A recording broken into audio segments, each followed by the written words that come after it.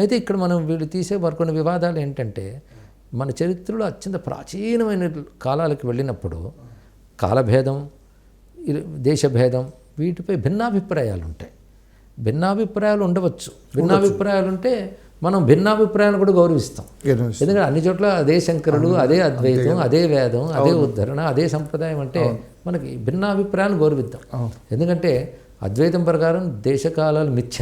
అవును, మిథ్య అయిన దేశకాలాల్లో ఏ కాలం ఎవరిది, ఏ దేశం ఏది మనం ఆలోచించవలసిన అవసరం లేదు. అవును, అదే సమయం గుర్తుపెట్టుకోవాల్సింది అనేక మంది ప్రామాణికంగా మనకు చెప్తున్న అన్ని గ్రంథాల ఆధారంగా శంకరులు వాంగ్మయ రచన చేసి ఎంతో ఉపకారం చేశారు, అదేవిధంగా పీఠస్థాపన చేసి అంతే ఉపకారం చేశారు.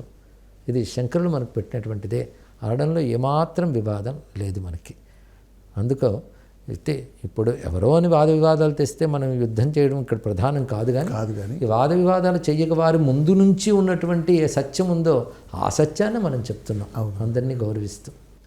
అయితే బాధాకరమైన అంశం ఏంటంటే ఒక విషయం చెప్పినప్పుడు అటువైపు విషయంతోనే దాని గురించి చర్చ చేయడం మానివేసి ఆ విషయానికి సమాధానం చెప్పే విషయం లేకపోవడం వల్ల కూమర్సులు చేయడం, వ్యక్తిగత విషయాలకు వెళ్ళిపోవడం, అవాచ్యాలు మాట్లాడడం, నిందలు ఇవన్నీ చేయడం, పైగా ఆ అధ్యయనము జ్ఞానము లేనటువంటి వాళ్ళు కూడా ఈ విషయాల్లో మాట్లాడడం ఉందే, అది కొంచెం బాధాకరమై కూడని ఒక కలుష వాతావరణాన్ని ఆధ్యాత్మిక ప్రపంచంలో సృష్టిస్తోంది.